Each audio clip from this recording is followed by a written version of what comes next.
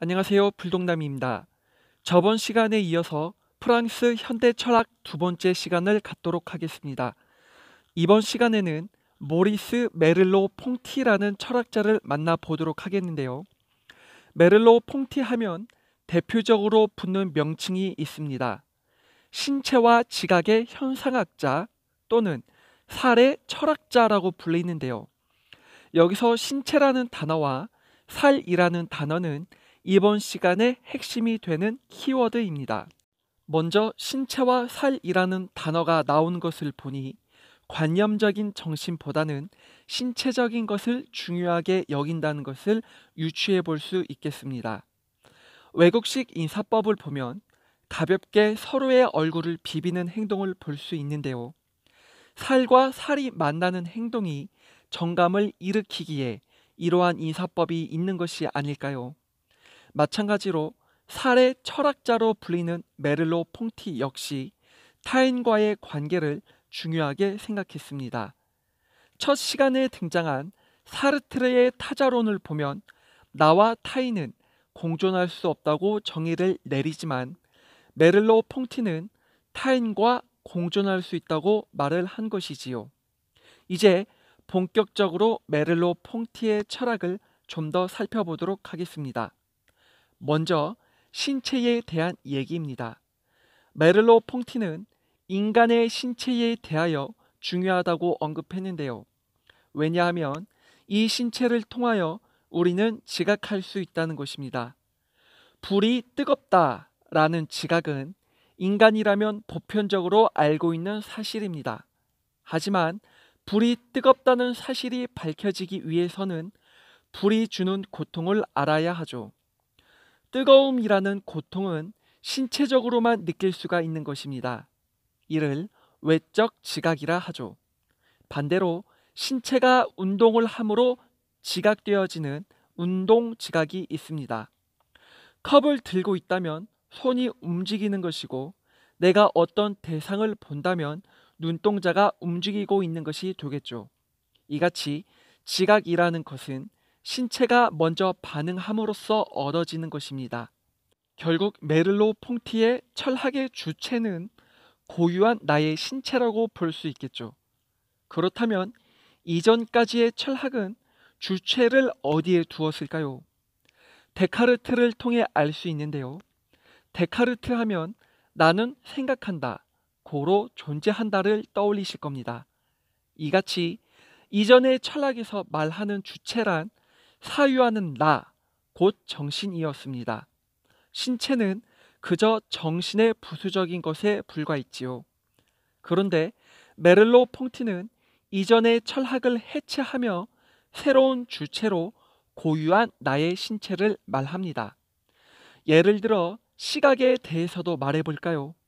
데카르트는 시각에 대해서 정신적인 눈이라고 정의합니다. 이 정신적인 눈은 신체에서 분리되어 나의 전체 모습을 볼 수 있는 관념적인 것이지요. 반대로 메를로 퐁티는 데카르트와 달리 시각을 신체적인 눈으로 정의합니다. 이 눈은 신체에 붙어 있는 것으로서 눈앞에 펼쳐져 있는 산과 그림을 보게 해줄 뿐만 아니라 예술을 감상할 수 있게 해주죠. 예를 들어보죠. 우리가 신체적인 눈으로 저 멀리 있는 산을 본다고 합시다. 산을 보고 있노라면 이전에 등산했던 경험들이 떠오를 것인데요. 이 순간만큼은 비록 지금 내가 산에 있지는 않지만 산이라는 대상 속에 던져지게 되는 순간을 맛봅니다. 그리고는 등산하고픈 동기가 생기죠. 뿐만 아니라 화가가 그린 그림을 보고 있노라면 우리의 몸은 여기에 있지만 그림 속에 던져진 상태로 화가의 세계를 경험합니다. 이렇게 고유한 신체라는 것은 인간으로 하여금 동기를 불어넣어주며 세계를 느낄 수 있게 해줍니다. 어떠한 대상을 접했을 때 이러한 신체적인 변화가 제일 먼저 나타난다는 거지요. 이 같은 첫 번째의 느낌을 실천지라고 합니다.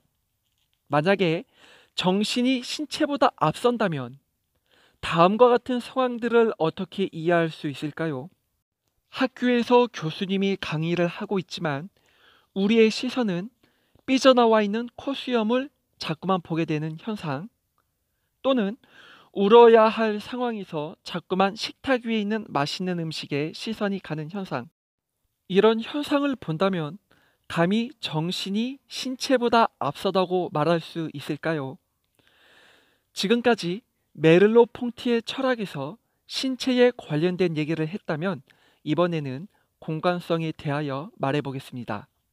먼저 데카르트가 말하는 공간을 보자면 균질적인 공간입니다. 이 균질적인 공간은 정신이 만들어낸 공간으로 나를 제외한 다른 사람들은 무관된 존재들로 취급됩니다.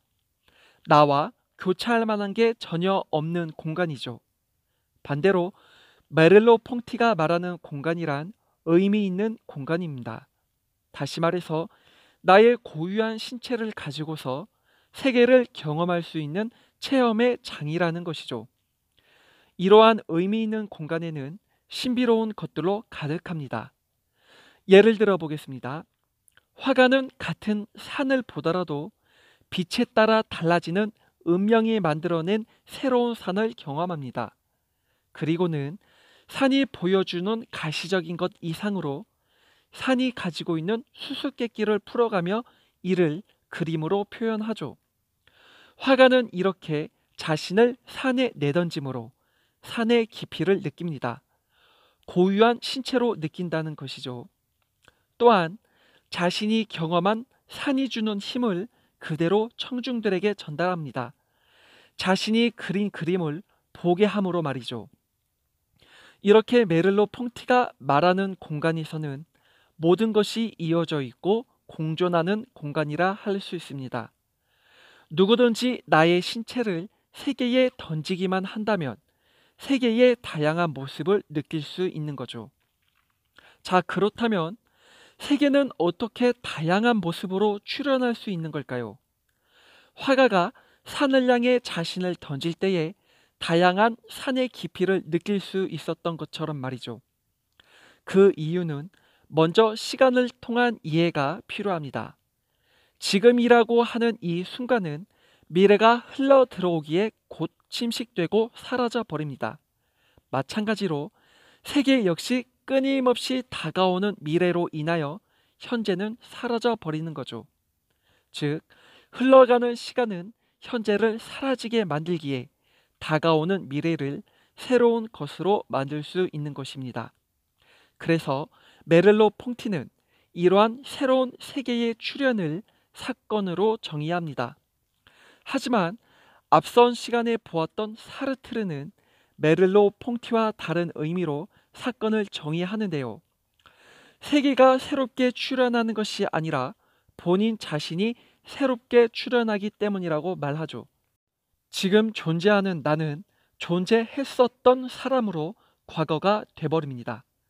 이런 식으로 나라는 존재는 사라져버리기에 새롭게 출현할 수 있는 것이지요. 하여간 사르트르는 사건에 대해서 내가 새롭게 출현하는 것으로 보았고, 메를로 퐁티는 세계가 새롭게 출현하는 것으로 사건을 정의했습니다. 이제 다음으로 세계관에 대해서 알아보겠습니다. 데카르트는 사유하는 나를 주체로 세웠기에 타인은 대상이 되어버립니다. 이런 관계에서는 타인과의 공존이 불가능하죠. 마찬가지 사르트르 역시 타인에 대하여 절대 공존할 수 없는 존재로 치부합니다. 왜냐하면 타인이란 나의 세계를 흠집내고 훔치는 존재이기 때문이죠. 그런데 반대로 메를로 퐁티는 나와 타인이 공존할 수 있다고 말을 합니다. 앞서 언급했듯이 이 세계는 고유한 나의 신체를 가지고 다양하게 체험할 수 있는 신비한 곳이자 서로 이어져 있는 공간이라고 했습니다. 이렇게 세계를 체험할 수 있듯이 마찬가지로 타인을 이해할 수 있는 그 무언가가 인간 안에 있다고 보았죠. 인간의 자유라는 것도 타인과의 공존이라는 전제 조건으로 가능하다고 말을 합니다. 이렇게 지금까지 간단히 메를로 퐁티에 대하여 살펴보았는데요. 결국 그가 하고자 하는 말은 인간은 지금 살고 있는 이 세계를 토대로 타인과 공존할 수 있다는 것인데요. 세계를 체험할 수 있듯이 타인을 이해할 수 있다고 본 것이죠. 이런 이유로 메를로 퐁티를 사례 철학자 또는 신체와 지각의 현상학자라고 부르는 것입니다.